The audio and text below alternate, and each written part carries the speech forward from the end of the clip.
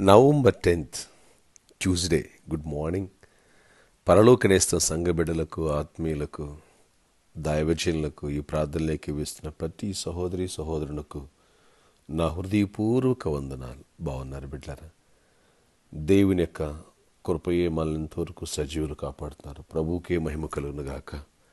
ఈరోజు 2వ రాజుల గ్రంథము 7వ అధ్యాయము 6వ వచనం నుంచి చదువుతున్నాను. యెహోవా రథముల ధ్వనియు, గుర్రముల ధ్వనియు, గొప్ప సమూహముల ధ్వనియు సిరియనుల దండునకు వినబడినట్లుగా చేయగా, వారు మన మీదకి వచ్చుటకై ఇజ్రాయేలు రాజు ఇత్తీయుల రాజులకును ఐగుప్తుల రాజులకును బత్తిమిచ్చున్నాడని సిరియనులు ఒకరిదొకరు చెప్పుకొని లేచి తమ గుడారములోనైనను, గుర్రములోనైనను, గాడిదలోనైనను, దండుపేటలో ఉన్న వాటిలోనైనను ఏమీ తీసుకొనకయే తమ ప్రాణములు రక్షించుకొనుట చాలుననుకొని సంధ్య చీకటిని ఉన్నది ఉన్నట్లుగా పేట విడిచి పారిపోయిరి. ఎంత ఆశ్చర్యకరమైనటువంటి సంఘటన అంటే,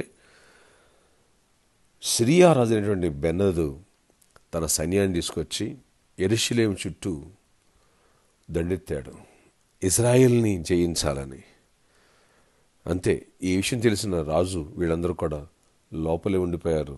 అలాంటి టైంలో ఎప్పుడైతే కట్టడి వేశాడో బహు భయంకరంగా కరువు పెరిగిపోయింది. లోపలికి ఏ వస్తువు రానివ్వట్లేదు. అలాంటి టైంలో ఎలీషా ద్వారా దేవుడు ఒక ప్రాపస్ రిలీజ్ చేశారు. రేపు ఈ పార్టీకి అద్భుతంగా ఏ కరువు అయితే తాండవిస్తుందో అదంతా పోయి మానిక పిండి ₹1 అందుబాటులోకి వచ్చేస్తుంది అని చెప్తే, లేదు చాలా కష్టం అని చెప్పేసి రాజు కూడా నమ్మలేదు. కానీ అలాంటి టైంలో దేవుని యొక్క వాగ్దానం ప్రాపస్ నెరవేర్చడం కోసం దేవుడు ఆయన యుద్ధం చేస్తున్నారు.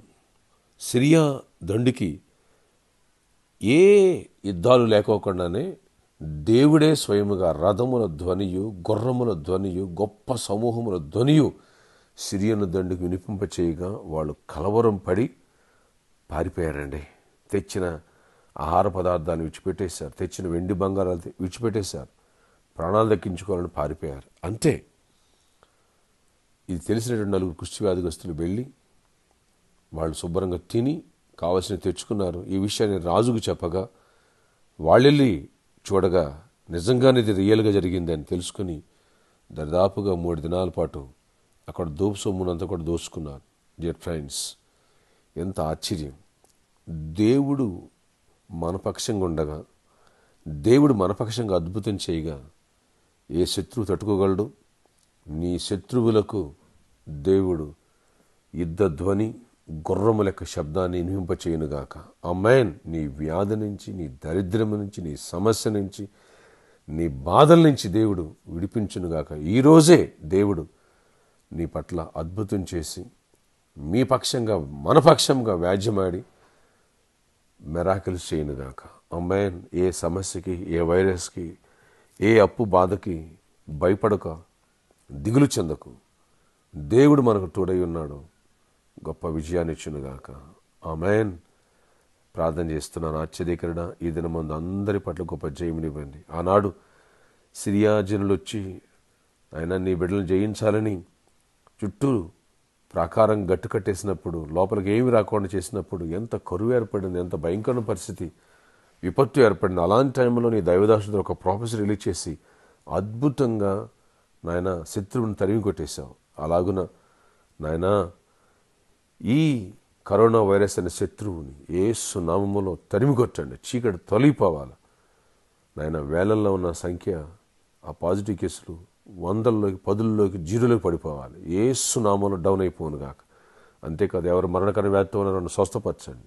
యేసు నామములో ఈ కరోనా పాజిటివ్ వచ్చింది, క్యాన్సర్, HIV కానీ ఎలాంటి వ్యాధితో, హార్ట్ ప్రాబ్లమ్స్, ఇలాంటి వాళ్ళందరూ స్వస్థపరిచి విడుదల ఇచ్చి ఆ చీకటి తొలగించిన సిరియా సైన్యాన్ని తరిమి కొట్టండి.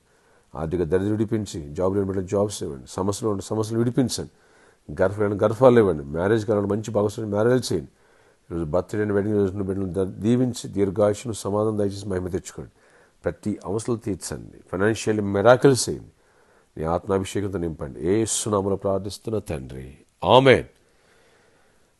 మొన్న సండే 8న అద్భుతంగా ప్రజలు తీసుకొచ్చారు. 3rd ఆలివ్ ఆయిల్ ఎలాంటింగ్ ఫెస్టివల్ అనేకులు వేలాది మంది పార్టిసిపేట్ చేసి దైవ దీవులు పొందారు. ఇంకా 2 సండేస్ ఎక్స్టెండ్ చేయబడింది. రండి, దైవ దీవులు పొందండి. May God